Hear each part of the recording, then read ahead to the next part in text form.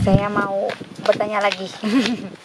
Kan dari pertemuan perdana dengan relawan baru yang beberapa minggu lalu ya Pak, ada satu hal yang menurut saya perlu dijelaskan lagi biar pada mengerti teman-teman. Nah, tentang perbedaan atau dikotomi antara teori dan praktik.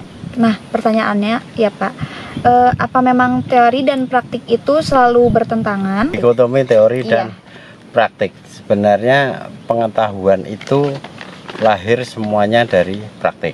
Bahkan praktiknya itu bukan dari laku hidup manusia, tapi laku hidup alam. Misal ilmu tentang perputaran bintang itu kan dari praktik gerak dinamika alam. Terus yang kedua tentang gerak atau dinamika evolusi pepohonan, macam-macam hewan juga begitu kan, itu dari perilaku. Nah, perilaku itu dianalisis dan kemudian diteliti, ditelaah lebih detail, dibundel menjadi suatu apa yang disebut teori. Jadi, sebenarnya kadang-kadang teori itu bukan semacam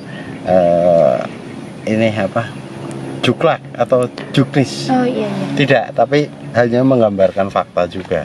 Jadi itu kaidah cara memahami terhadap rangkaian keilmuan. Nah, yang dimaksud di sini tentu tidak saya abstrak itu kan, bagaimana tadi dikotomi antara teori praktik itu kan karena kepentingan dalam saat kita melakukan kerja-kerja pemberdayaan masyarakat kan, untuk memperbaiki pola atau perilaku petani, juga memperbaiki perilaku tenaga pengajar kan begitu. Nah, terus ada rumus-rumus mendidik anak, misal mendidik petani misal, itu bagaimana caranya. Nah, itu kan teori. Kenapa sering tidak nyambung kan itu antara kiat-kiat atau solusi-solusi ini dengan masalah yang sedang kita lakukan. Nah, kalaupun bisa jalan, kok mengapa kurang tepat gitu, kurang maksimal.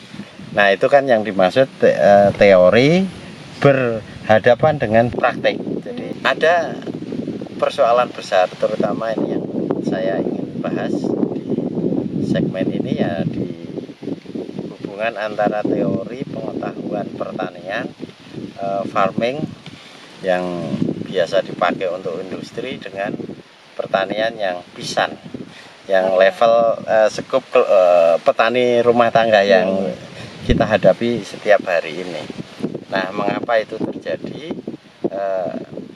Para petani skala rumah tangga ini tidak menerapkan ilmu budidaya yang model saintifik lah, yang ilmiah lah, yang sesuai hitungan ekonomi akumulasi lah, kan begitu.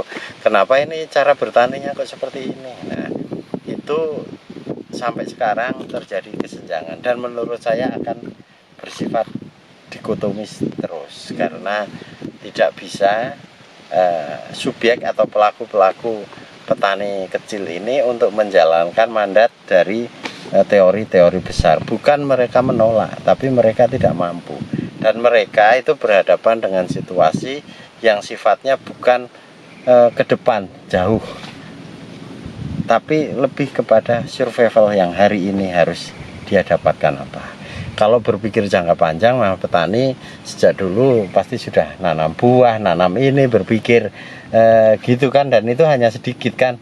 Kok mayoritas petani, terutama yang di sini, tidak ada yang berpikir jangka panjang. Ya pengen cepat, pengen segera dapat gitu, dan itu ternyata di fakta juga tidak selalu menguntungkan. Nah, inilah yang mestinya kita itu bisa menjembatani bagaimana pengetahuan-pengetahuan yang sifatnya sains teoritik ini juga bisa dijalankan oleh petani. Karena kalau kita bisa menancapkan pengetahuan itu, nanti petani juga akan mengalami perubahan. Misal begini, petani itu bukan menolak untuk menanam buah, walaupun dia tidak punya pikiran jangka panjang sehingga mengusahakan bibit-bibit durian atau apa, tapi mereka tidak menolak sebenarnya. Begitu dikasih, didatangkan, ya ditanam. Itu artinya apa? Petani memiliki beban saat dia belanja bibit.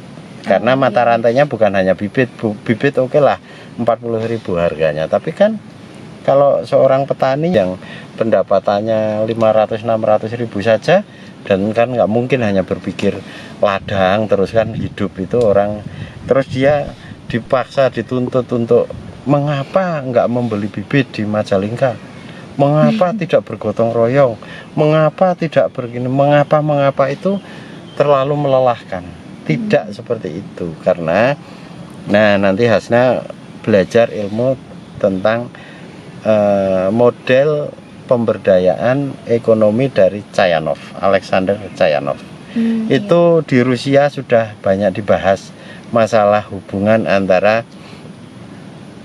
pengetahuan yang sifatnya sains teoritik, yang disebut teoritik ini karena ada rumus-rumus, kaidah-kaidah yang bisa dijadikan pedoman kerja, versus dengan pengetahuan yang sifatnya praksis dari subjek pertanian atau pengalaman-pengalaman hidup para petani. Nah, itu dibaca, itu menarik karena ternyata banyak yang relevan ketika kita gunakan untuk menganalisis, ya itu tadi farmer atau pisan atau itu petani-petani kecil yang skalanya ya tanahnya nggak luas seperti ini.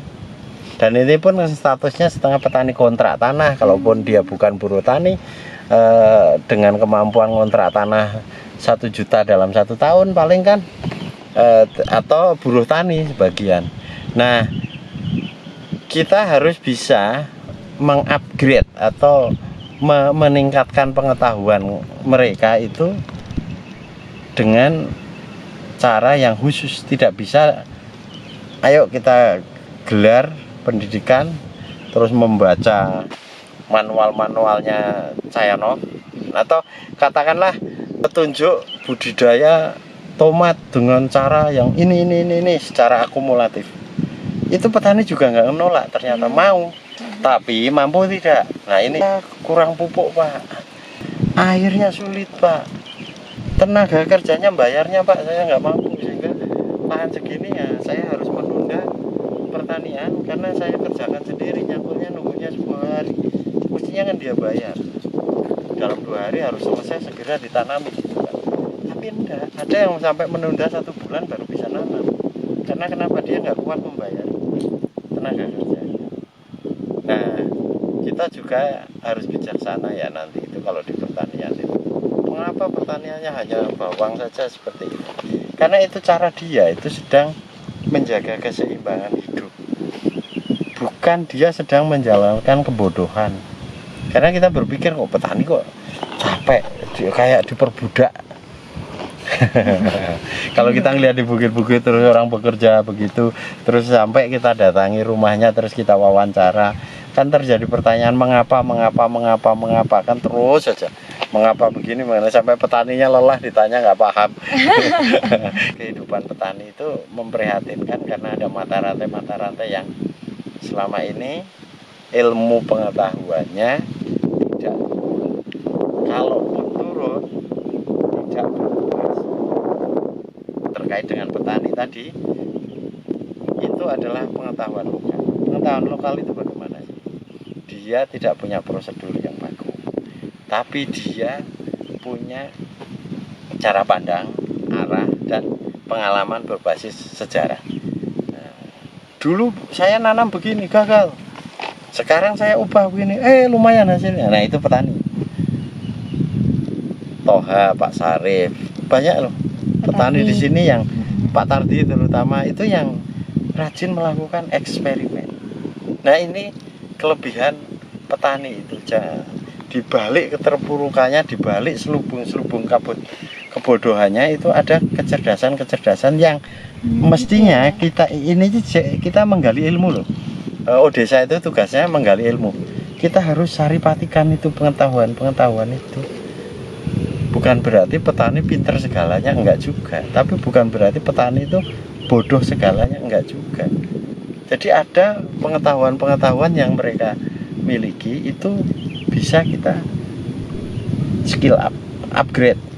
Dan mereka suka kan kalau ditambahi.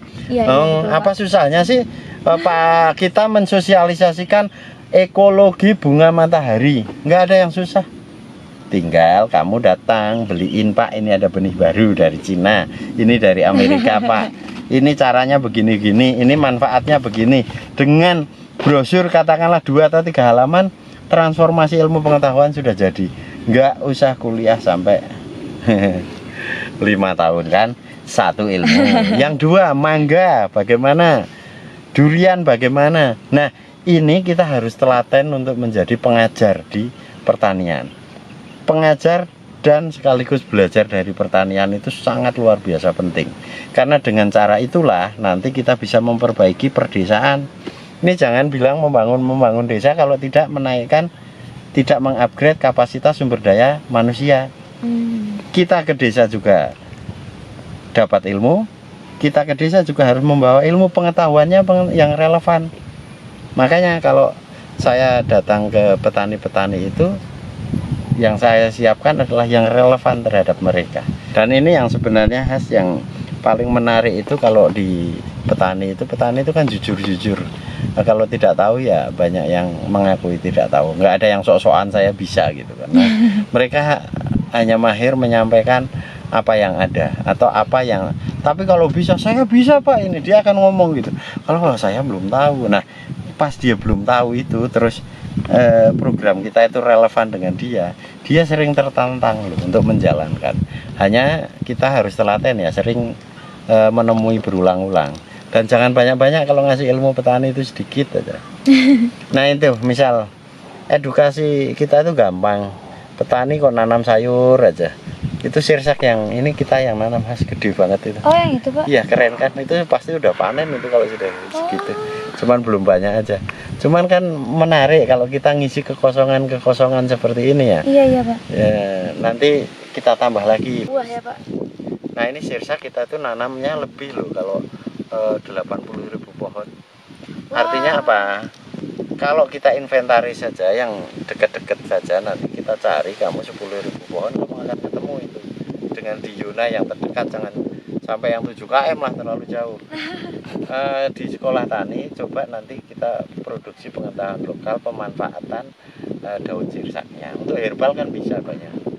Nah coba kamu pelajari itu, karena jangan fokus kepada buah saja. Karena buah kan panennya cuma setahun beberapa kali. Iya betul, Pak. Nah coba daunnya itu diurus. Tapi herbalnya juga jangan yang dibikin untuk seperti yang di kota-kota, yang di packing, yang di gini, enggak. Gitu-gitu ya, kamu jadikan rumus-rumus itu prosedur untuk dikonsumsi masyarakat biasa, sehingga yang menikmati itu bukan orang kota duluan. Soal itu nanti akan dikemas kayak gitu nantilah, itu nomor 2. Tapi coba ada prosedur ilmu pengetahuan yang itu nantinya dikonsumsi bareng-bareng oleh masyarakat sekitar sini. Nah itu yang mestinya kita galakkan. Jangan sampai nanti kita membuat produksi dari pertanian tapi petaninya sendiri malah jauh dari praktik mengonsumsi, kan rugi. Mestinya kan mereka juga yang harus dapat. Nah seperti kelor, kita juga nggak akan ngotot untuk packing, memproduksi yang banyak masif terus nanti jadikan perdagangan di luar. Jangan sampai orang petani yang tidak mampu malah nggak bisa mengonsumsi barang-barang mewah yang sudah kita produksi itu. Ada kelor, ada daun Afrika, apa itu kan bisa memberikan manfaat. Nah seputar benturan teori dan praktek itu ya seperti itu.